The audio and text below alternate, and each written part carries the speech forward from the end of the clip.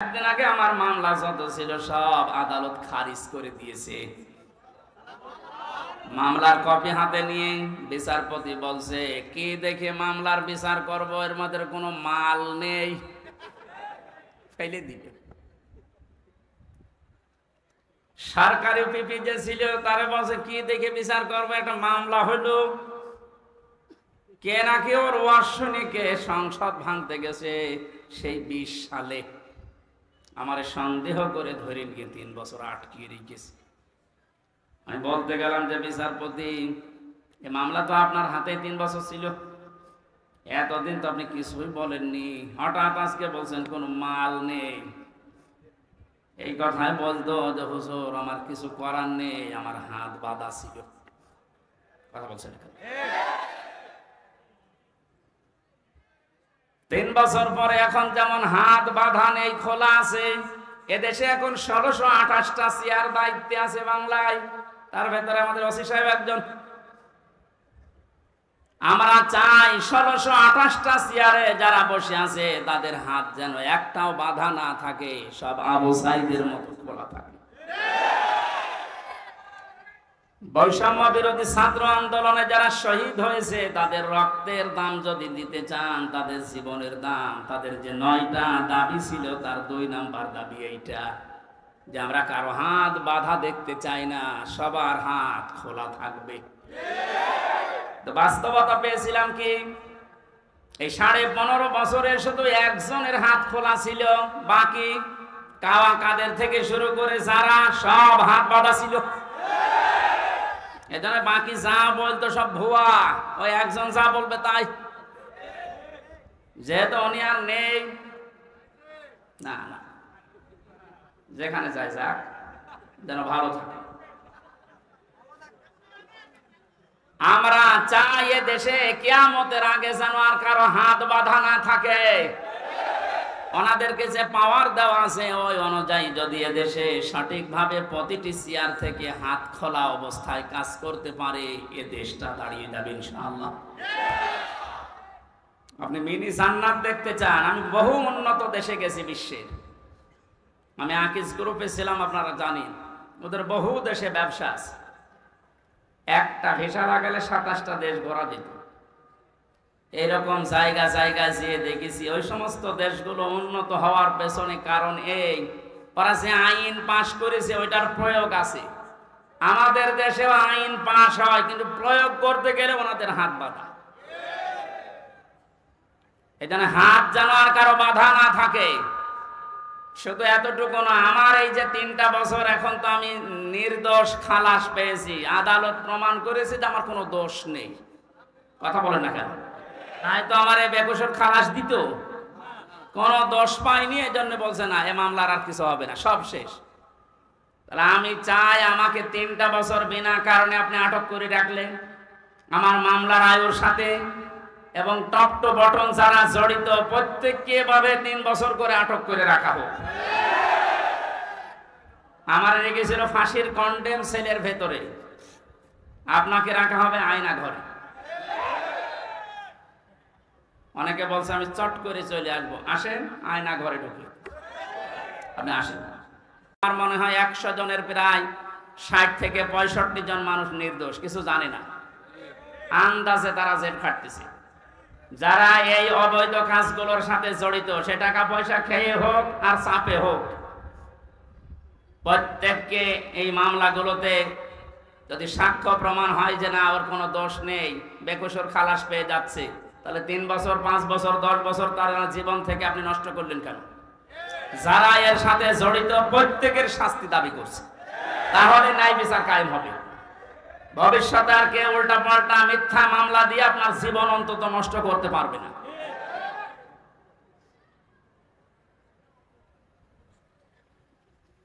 হিসাব বড় কঠিন। আদালত থেকে হঠাৎ ব্যক্তি নিয়ে আসতেছে হাজী সেলিম, নাম শুনে বোঝা যাচ্ছে আল্লাহর ওলি হবে।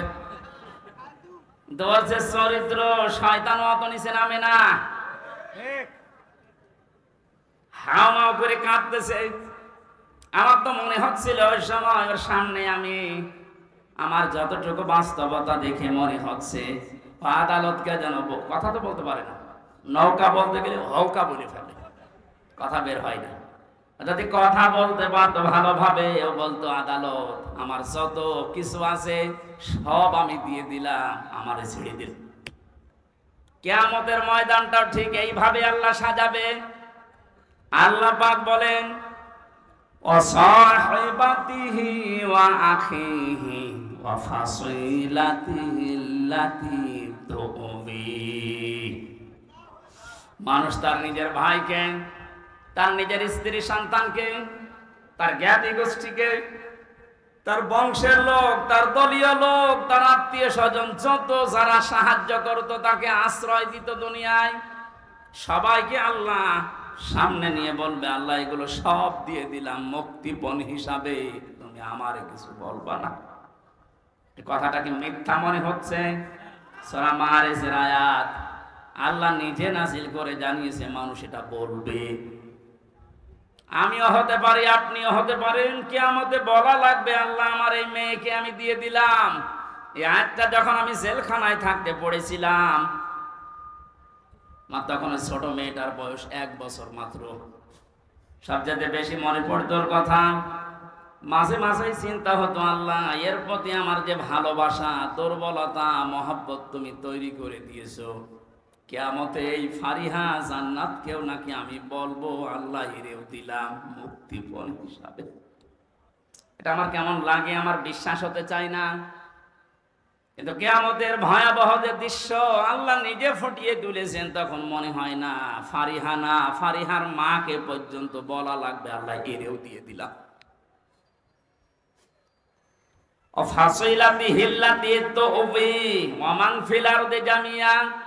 দুনিয়া আমার স্থাবর অস্থাবর যত সম্পদ আমি বৈধ অবৈধ পথে উপায় করেছিলাম সব তোমাকে দিলাম,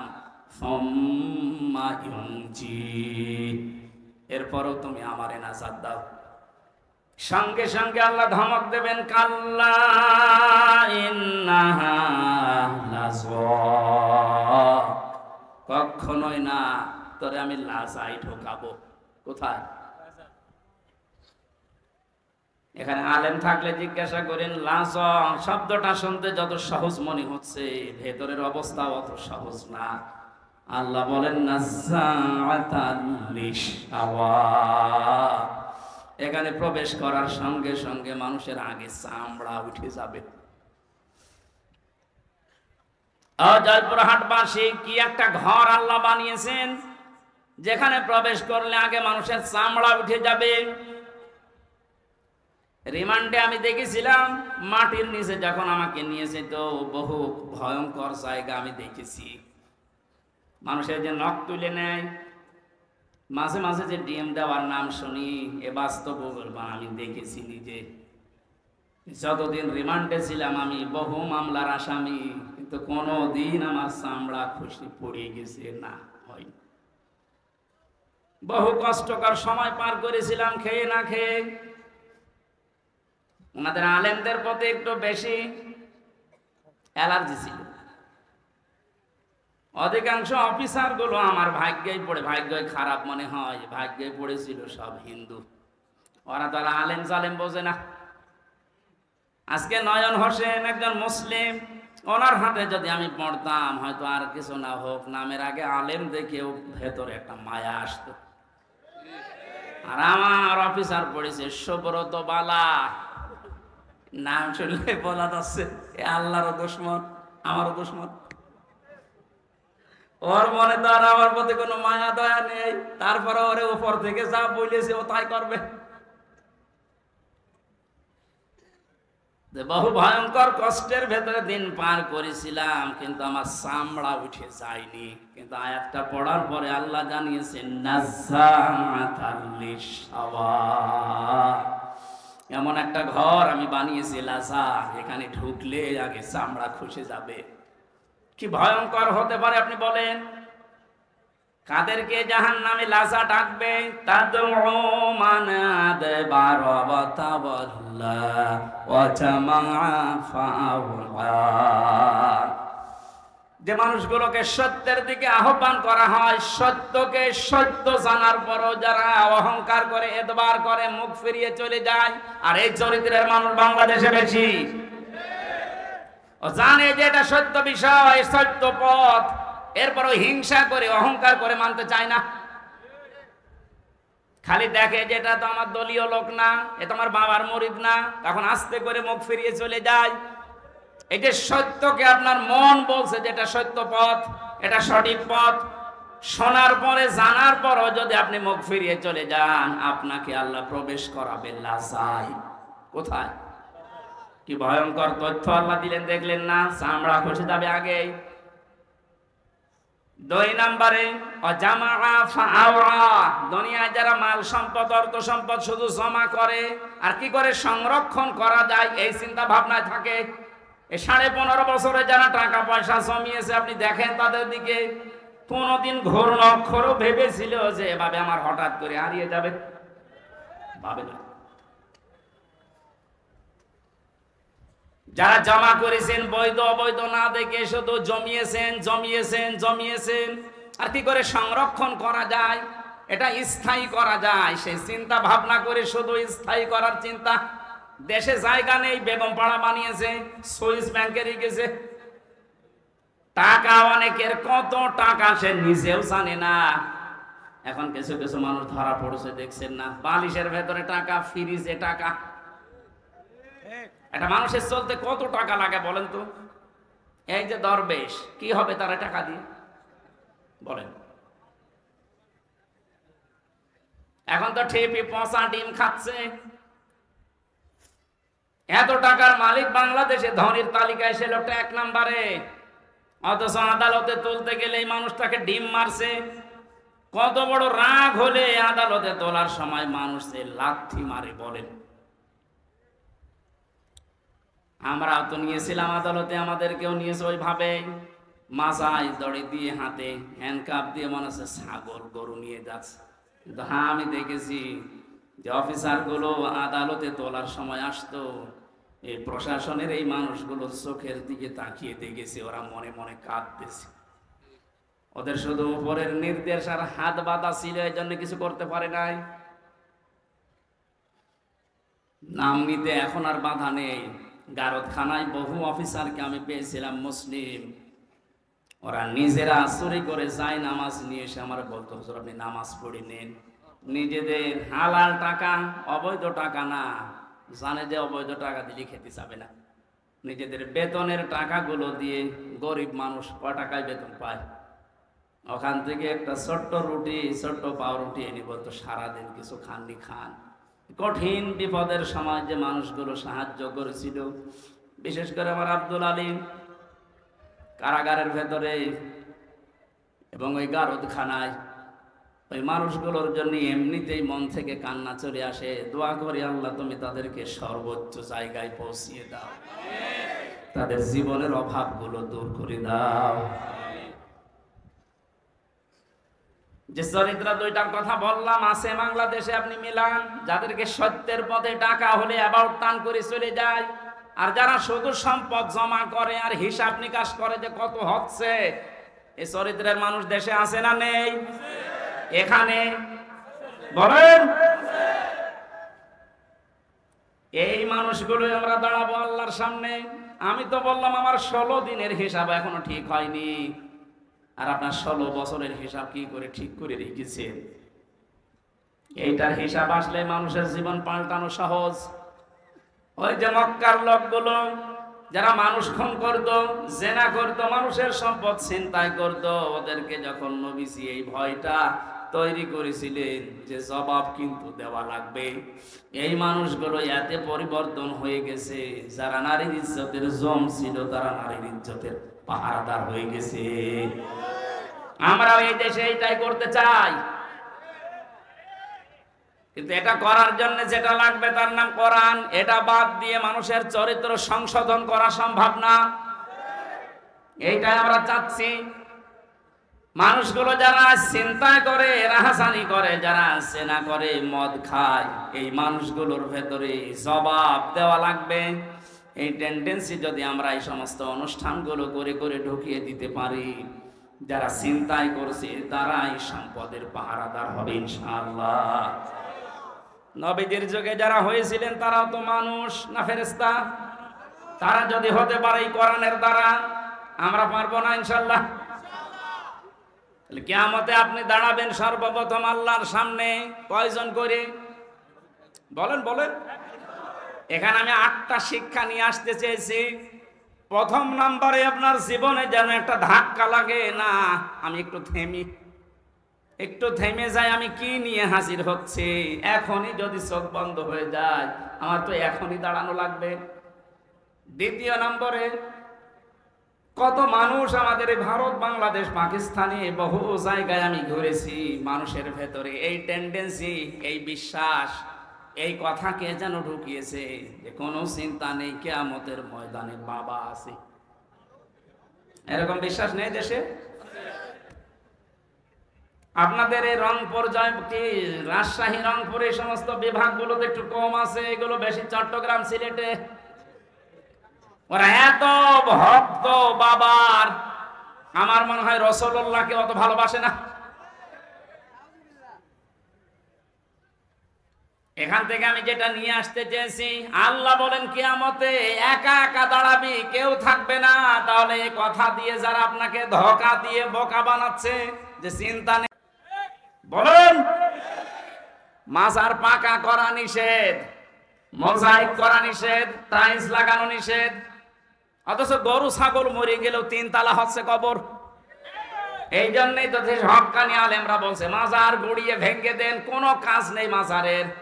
মাজারের যদি এত সম্মান থাকতো, নবীজির জামাই হযরত ওসমানকে দেখে আসলাম, কবর জান্নাতুল বাকিতে পড়ে আছে, একটা পাথর দেওয়া মাত্র, কিচ্ছু নেই। যিনি জান্নাতের গ্যারান্টি জিন্দা অবস্থায় পেয়েছেন দুনিয়ায়, তার কবর যদি শুধু একটা পাথর দেওয়া থাকে মাথার কাছে বা পায়ের কাছে, আপনি কি তার চাইতে বড় কিছু হয়ে পড়েছেন যে আপনার কবর পাকা করা লাগবে? এগুলো যারা করছে বা করবে, এক কথায় বলছে সব ব্যবসা, কোনো কাজ নেই। মাজারে আগরবাতি, মোমবাতি, টাকা পয়সা দিলে যদি ভাগ্য খুলতো, রাসূলুল্লাহর যে খবর, আমার মনে হয় 50 তলা হয়ে যেত। কথা বলেন? পৃথিবীর সর্বশ্রেষ্ঠ মানুষের কবরে যদি টাকা দেওয়া না লাগে, মোমবাতি দেওয়া না লাগে, আগরবাতি না লাগে, দোয়াও করতে দেয় না। আমি রাসূলের রওজার পাশে দাঁড়িয়ে শুধু এভাবে হাত তুলেছিলাম, যে পুলিশ পাহারা দেয় ওখানে, আমার হাতের উপরে ওই যে লাঠি হাতে থাকে, বাড়ি দিয়ে বলছে কি চাচ্ছেন আপনি? কিছু চাই না, রাসূলের জন্য দোয়া করছি। আমি আরবিতে ওনারে বললাম, ওনার ভাষা দিয়ে আমারে বলছে কি বলেন, আপনি যদি দোয়া করার দরকার হয় কাবা শরীফের কাছে, কাবার দিকে তাকান, কাবার মালিকের কাছে কিছু বলেন, রাসূলের কাছে আপনি কি চান? ও মনে করছে আমি কিছু চাচ্ছি। শ্রেষ্ঠ কবর পৃথিবীতে, তার কবরের পাশে দাঁড়িয়ে যদি কিছু চাওয়া জায়েজ না হয়, পৃথিবীতে আর কোন মহারথী আছে যে তার কবরের পাশে যে চাওয়া যায়? সুতরাং এই ভ্রান্ত ধারণা থেকে, এটা যেন রেকর্ড হচ্ছে এই জন্য বলছি, কালকে সারা বাংলাদেশ সহ বিশ্বে বাংলা ভাষাভাষী মানুষের কাছে ছড়িয়ে যাবে। সবাইকে আহ্বান জানাচ্ছি, আপনি কিয়ামতে কোনো বাবা নিয়ে উঠবেন না, কোনো পীর সাহেব নিয়ে না, আপনি একা একা উঠবেন। কয়জন করে? স্রেফ একা, কেউ থাকবে না। আপনি আবার মিলান যে আপনি কি জবাব দেবেন। এ ধারণা যারা ঢুকিয়েছে তাদেরও এটা ওদের দরবার টিকানোর ব্যবসা। আমি তো কোরআনের আয়াত বলে দিয়েছি, সূরা মারিয়াম 95 নম্বর আয়াত। এর উপরে আর কোন দলিল পৃথিবীতে আছে? এরপরেও যদি কারো মন খারাপ হয় তাহলে আয়াত কেটে বাদ দিয়ে দিন, না এবার আর পারবে না। বিচারের দ্বিতীয় ধাপ, আমাদের এই বাংলাদেশে 4 প্রকারের রায় হয় আমরা দেখেছি। এই জয়পুরহাটের জেলা আদালত যেটা আছে, এখানে ম্যাজিস্ট্রেট কোর্টে একটা রায় হয়, এরপরে জজ কোর্টে আবার রায় হয়। এখানে যদি আপনার রায় বিপক্ষে যায়, আপনি হাইকোর্টে যান ঢাকায়। হাইকোর্ট থেকে যদি আপনি ন্যায় বিচার না পান, মনে করেন আমি অবিচার হয়েছে আমার প্রতি, আপনি আর একটা কোর্টে যান, সুপ্রিম কোর্টে যান। এর উপরে আর কোন কোর্ট এ দেশে আছে? বলেন বলেন। তাহলে বাংলাদেশের রায় হয় কয় প্রকার? আল্লাহ পাক যে রায় দেবেন কিয়ামতের ময়দানে, যে ধাপ বানিয়েছেন, আমাদের যেমন 4 ধাপ, আল্লাহর রায় হবে 2 ধাপ। প্রথমে আল্লাহ আপনাকে ডাকবে স্রেফ একা একা, দ্বিতীয় নম্বরে আপনাকে এবার আর একা ডাকবে না। এইটা বোঝানোর জন্য আমি পর্যন্ত এসেছি। শুনতেছেন? কিয়ামতে এবার আল্লাহ মানুষকে, প্রতিটি মানুষকে ডাক দেবে, ইয়াউমা নাদউ কুল্লা উনাসিম বিইমামিহিম। সূরা বানী ইসরাঈল 15 নম্বর পারা 8 নম্বর পৃষ্ঠার 3 নম্বর লাইনের 72 নম্বর আয়াতের প্রথম অংশে আছে। এটা তাফসিরে ফি জিলালিল কোরআনে আছে। আমি বিশ্ববিদ্যালয়ে থাকাকালীন যত তাফসির মিলিয়েছি, এই ইমামিহিম এই শব্দের সাথে 42টার উপরে আমি দেখেছিলাম ইংরেজি সহ। প্রতিটি মুফাসসির আয়াতের ব্যাপারে এক কথাই দিয়েছে। আল্লাহ পাক বলেন কিয়ামতের ময়দানে প্রতিটি মানুষকে বিচারের দ্বিতীয় ধাপে আমি ডাক দেব তার নেতার সাথে। কার সাথে? বলেন বলেন। এবার আমার প্রশ্ন আপনার বিবেকের কাছে, এই এদিকে তাকান।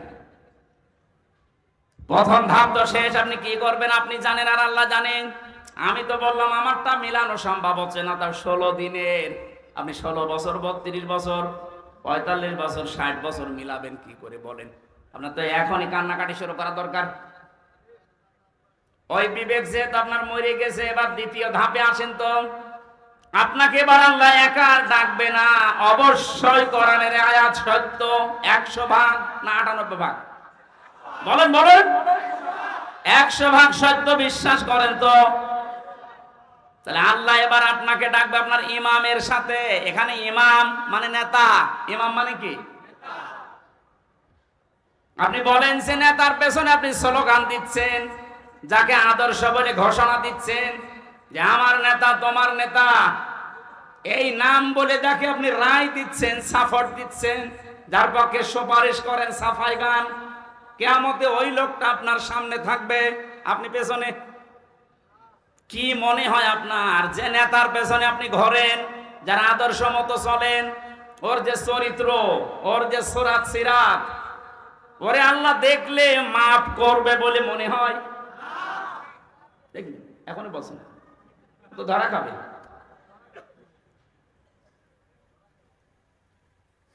আমি তামাশা করার জন্য বলি না, আমার ইমান থেকে বলছি। কোরআনের এই চোখটা লাগিয়ে আমি দেখতে পাচ্ছি আমরা 100 জনের এই দেশে 98 জন ধরা খেয়ে বসে আছি। এই জন্য বলছিলাম এটা স্রেফ দুনিয়ার বিষয় হলে বলতাম না, এর সম্পর্ক আখিরাতের সাথে। ওই যে ইয়াসিন, আল্লাহর ঘোষণা দেওয়া নেতা এই একজন, তাকে না মেনে আপনি যাকে মানেন, হ্যাঁ তিনি যদি আপনার সামনে থাকতেন মুহাম্মদুর রাসূলুল্লাহ, আপনার চিন্তা থাকতো না? কথা বলে না কেন? তিনি বাদ দিয়ে আপনি যাকে মানেন, আপনি তো তাকে মানেন না। যাকে মানেন বলেন তো সেই লোকটা আপনার সামনে এখন দাঁড়িয়ে, আপনি পেছনে। আল্লাহ তো আগে তাকাবে তার দিকে। তার যে সুরাত সিরাত, তার চরিত্র কিছু না হলেও কিছু আপনি জানেন। আপনার চাইতে বেশি জানে ওর সম্পর্কে কে? আরো জোরে বলেন। নিজে নিজেই বলছেন যে না, ওর দিকে তাকালে আল্লাহর মাফ করা সম্ভব না, তা আপনার পর্যন্ত তো যাবেই না।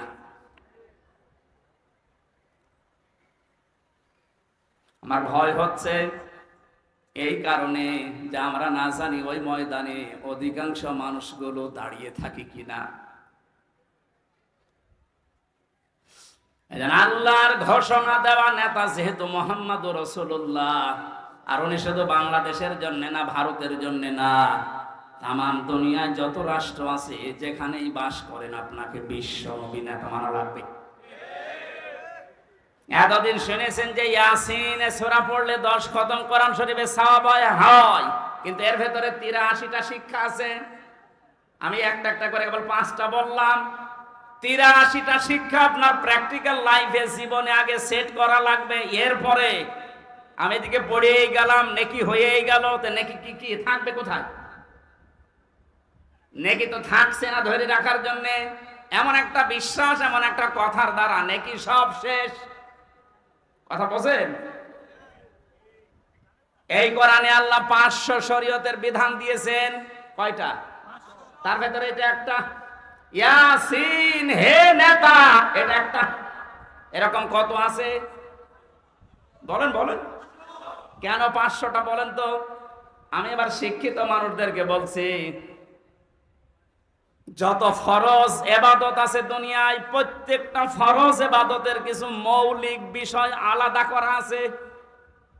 এই যে নামাজ ফরজ না, বলেন না কেন? নামাজ পড়তে গেলে 13টা ফরজ লাগে, ভেতরে আর বাইরে মিলিয়ে। আমি ওসি সাহেবকে বলছি 12টা ফরজ আদায় করে উনি নামাজ পড়লো, একটা ফরজ আদায় করেনি, ওনার সওয়াব হবে কয়টা? কথা বোঝার পরে বলবেন ওনার সওয়াব কয়টা হবে? কিচ্ছু হবে না, জিরো, শূন্য। এখন যদি বলেন না বাস্তবতার সাথে তো মিলছে না, আমি তো 12টা করেছি, অন্তত 5টা সওয়াব দেন, হবে? কারণ আপনি বাদ দিয়েছেন কি? বলেন বলেন। ওয়াজিব আছে 14টা, 13টা আদায় করেছেন, একটা আদায় করেননি, আপনার নামাজ হবে না? নামাজ হবে, কিন্তু জরিমানা দেওয়া লাগবে। সসেজদা বলে না? সসেজদা মানে কি? জরিমানা। সসেজদা মানে কি? তাহলে ফরজ যদি একটা বাদ যায় শেষ, ওয়াজিব বাদ গেলে হবে, কিন্তু সসেজদা দেওয়া লাগবে, জরিমানা না দিলে ওইটাও শেষ। বাকি আছে নামাজ ভেঙে যায়, নষ্ট হয়ে যায় 19টা কারণে। কয় কারণে? এর একটা কারণ যদি পাওয়া যায়, 18টা ঠিক আছে, নামাজ থাকবে না ভেঙে যাবে? আরো জোরে বলেন। এটা যেমন সহজ ভাবে বুঝলেন, নামাজের ভেতরে অমৌলিক কিছু জিনিস আছে যেগুলো না হলেও নামাজ হয়ে যাবে। যেমন সুন্নাত আছে 12টা, মুস্তাহাব আছে 70টা। এরকম ভাগ ভাগ করে আমি 2 রাকাত নামাজ পড়তে গিয়ে 60,000 মাসালা পেয়েছি। কয়টা? আমার মনে হয় এখানে 60,000 মাসলা সবারই জানা আছে। 60টাই জানা নাই। যে জন্য আমি এই পর্যন্ত আসলাম। এবার আসেন, এই যে মঞ্চটা, এই মঞ্চের মৌলিক জিনিস 2টা, একটা খুঁটি আর একটা সামিয়ানা। এই 2টা মৌলিক না? আসল উপাদান। এই 2টা না থাকলে কেউ মঞ্চ বলবে? বলেন। অমৌলিক জিনিস আছে, এই যে টিস্যু বক্স, এই মাইক, এই যে ফুল দেওয়া আছে, বিউটিফাই করেছি, এই চেয়ার দেওয়া আছে, এই টেবিল আছে। এগুলো কি না থাকলে মানুষ মঞ্চ বলবে না? এ পর্যন্ত বুঝেছেন কিনা বলেন? যে মৌলিক জিনিস 2টা, অমৌলিক জিনিস 10টা। সংখ্যার দিক থেকে মৌলিক জিনিস বেশি না কম? বলেন। কিন্তু গুরুত্বের দিক থেকে এত বেশি, এর একটাও যদি না থাকে এ মঞ্চ টিকবে? খুঁটি না হলেও হবে না, ছাদ না হলেও হবে না, কিন্তু টিস্যু বক্স না থাকলে হবে না। না বলেন বলেন। বাবা থাকবে, এটা ডাহা মিথ্যা কথা? বলেন। আর এগুলো তৈরি করার জন্য সবচাইতে বড় ব্যবসার জায়গা এই মাজার। 48,000 মাজার এখন এই দেশে সরকারি জরিপে। আপনি একটা মাজার দেখান যেখানে শরীয়তের বিরোধী কাজ নেই, একটা দেখান।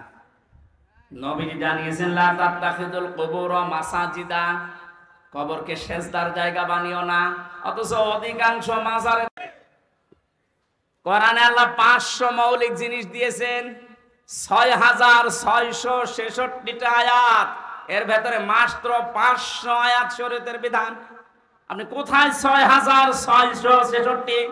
500 বাদ গেলে কি হয়? হয়তো বাকি যেগুলো আছে সব ওই টিস্যু, ফুল, ফুলদানি, এই টেবিল, এই মাইকের মতো, কিন্তু 500 যেটা আছে সেটাই সামিয়ানা আর খুঁটির মতো।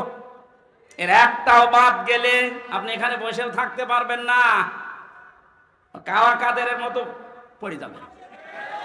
একবার পড়ে গিয়েছিল না, কেবল স্মার্ট বলেছে আর ঢপ করে গেছে। তাহলে ওর মৌলিক জিনিস ছিল না, খুঁটি ছিল না হয়তো, কিন্তু দুর্বল ছিল। এখান থেকে আমি যেটা নিয়ে আসতে চাই, মৌলিক জিনিস না থাকলে অমৌলিক হাজারও থাকলে তার কোনো দাম থাকে না। ওসি সাহেব যদি নামাজ পড়তে গিয়ে 12টা আদায় করে, একটা আদায় না করে, উনি নিজেও এখন বলবে যে কোনো সওয়াব নেই, জিরো হবে, শূন্য হবে। এ পর্যন্ত বুঝেছেন তো? 500 আয়াত শরীয়তের বিধান, একটা মানেননি, 499টা মেনেছেন। কিয়ামতের দিন যখন আল্লাহ মিজানের পাল্লায় আপনাকে তুলবে, আপনারও ওই ফল হবে জিরো, শূন্য। এবার আসেন এই শব্দটার একটু ব্যাখ্যা করি। মিজানের পাল্লা বলি আমরা, মিজান মানে কি? না না, মিজান মানে ন্যায় বিচারের মানদণ্ড। হাইকোর্টের সামনে দেখবেন একটা দাড়ি পাল্লা টাঙানো আছে, এই টাঙানো নেই? ও দাড়ি পাল্লা সরকার টাঙিয়েছে কি খেলা করার জন্য, নাকি বাদে একদিকে ঝুলিয়ে থাকে? সমান্তরাল। দেশের 18 কোটি মানুষকে বোঝাতে চায় দেশের সরকার যে কোন জায়গায় যদি ন্যায় বিচার না পাও, এখানে ন্যায় বিচার পাবা, এটা ন্যায় বিচারের প্রতীক। তাহলে দাড়ি পাল্লা মানে ন্যায় বিচারের মানদণ্ডের প্রতীক এটা।